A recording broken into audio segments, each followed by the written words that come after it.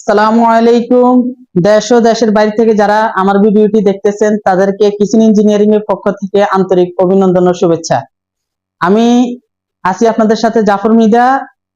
আজকে আরেকটি নতুন পণ্য নিয়ে আসছি, সেটা হলো গিয়ে 3 ডোর চিলার ফ্রিজ।